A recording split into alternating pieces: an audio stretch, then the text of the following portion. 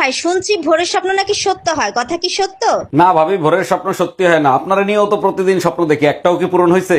বলেন কি অরুণ ভাই, প্রতিদিন আমাকে নিয়ে আপনি স্বপ্ন দেখেন, কিন্তু মুরব্বীরা তো বলে ভোরের স্বপ্ন নাকি সত্যি হয়। ভাবি, ভোরের স্বপ্ন যদি সত্যি হইতো বছরে 3-4 বার প্রেগনেন্ট হয়ে যেতেন আপনি। আমার জামাই আমার কাম করবার নি গানে না, আমার জামাই আমার মেকআপ করবার নি গানছে, তোরে কাম করবার নি গানছে, তুই কাম কর। আর তুমি কি সারাদিন বয়ে বয়ে খাইবা? আমি কাম করে আমার এত সুন্দর হাত নষ্ট করা। জান একটা টিকিট দেন তো। 3টা বাচ্চা নিয়ে একটা টিকিট কাটবেন? আরে ভাই, এদের একটার বয়স 2 বছর, একটার বয়স 1.5 বছর, একটার বয়স 1 বছর, এদের আবার টিকিট লাগে নাকি? ও ম্যাডাম, টিকিট দিবেন না ভালো কথা, বাচ্চাদের মাঝে 9 মাস গ্যাপ তো রাখবেন। এই কই তুমি, তাড়াতাড়ি দরজা খোলো। তোমারে কুরবানি হাটে পাঠাইছি গরু কিনতে, তুমি খালি হাতে আইছো কেন? গরু কিনতেই গেছিলাম, 2 লাখ টাকার গরুরে 50,000 টাকা কইছি। গরু উঠতেই এক গুতা দিয়ে আমারে তাড়া শুরু করছে। 2 লাখ টাকার গরুরে 50,000 টাকা কইলে গুতা দিবে না, তাই কি চুম্মা দিবে? এই শোনো, রাস্তায় এক দরবেশের সাথে দেখা হয়েছে। সে বলছে প্রতিদিন কালা কুত্তারে খাইতে দিলে সংসারের উন্নতি হয়। আমি ওইসব দরবেশে বিশ্বাস করি না। বিয়ের পর থেকে তো কালাকুত্তারেই খাবার দিছি, কই তোমার কোনো উন্নতি হইছে? কবে খাইতে দিলে? আমি তো কোনোদিন দেখি নাই। আয়নায় তাকায় দেখো।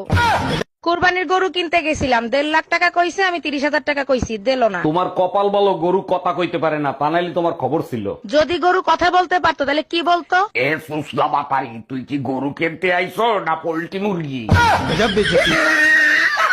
মন ভাই ভাবির কাছে ধরা খাইছে, আমি বুঝি না ঘরে বউ থাকতে গার্লফ্রেন্ডের কি দরকার। পুরুষ হলো বাইকের মতো, তার ডবল স্ট্যান্ড হলো ঘরের বউ আর সাইড স্ট্যান্ড হয়েছিল গার্লফ্রেন্ড। বেশিরভাগ সময় বাইক সাইড স্ট্যান্ডেই ঝুঁকে থাকে। তোমার সাইড স্ট্যান্ড যদি কোনোদিনও দেখি, স্ট্যান্ড গোড়া দিয়ে ভেঙে ফেলবো।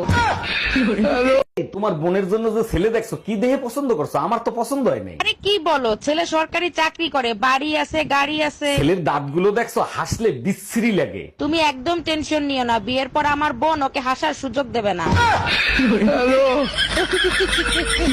টুম্পা, অনেকদিন ধরে ভাবতেছি তোমার একটা প্রশ্ন করবো, উত্তরটা তুমিই দিতে পারবা। অনেক দিন ধরে ভাবার কি আছে, প্রশ্ন করতা উত্তর দিয়ে দিতাম। আচ্ছা, তোমরা কোন ব্যাপারটা নিয়ে সব থেকে বেশি অবাক হও? আমি অবাক হই, দুনিয়া এত আকাম কুকাম করে তোমরা এত সহজে ভুলে যাও কেমনে?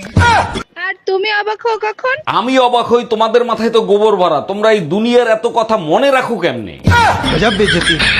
অরুণ ভাই, শুনলাম ভাবি নাকি কয়দিন ধরে আপনারা ডাইল আর শাক খাওয়াচ্ছে, কাহিনী কি? আর ভাবি বললে না, যেদিন বলছি কোরবানি দিতে পারবো না সেই দিন থেকে ডাইলার শাক খাওয়া শুরু করছে। বলেন কি, এইটা কিরকম কথা? তা আপনি ভাবিরে কিছু বলেন নাই? বলছিলাম, বলে এবার তো কুরবানি দেবা না, সারা বছর তো ডাইলার শাকই খাবা, আগের থেকে অভ্যাস করো।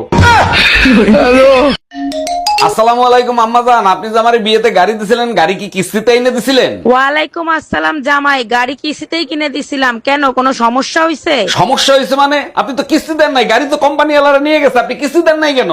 আরে জামাই, বিয়েতে তো গাড়ি দেওয়ার কথা ছিল, কিস্তি দেওয়ার কথা তো ছিল না। এখনো সময় আছে, তোমার পোলার সাথে আমার বিয়ে দাও, নাইলে কিন্তু। নাইলে কি করবি তুই, কি করবি? নাইলে আবার কি অন্য পোলার বিয়ে করে ফেলামু?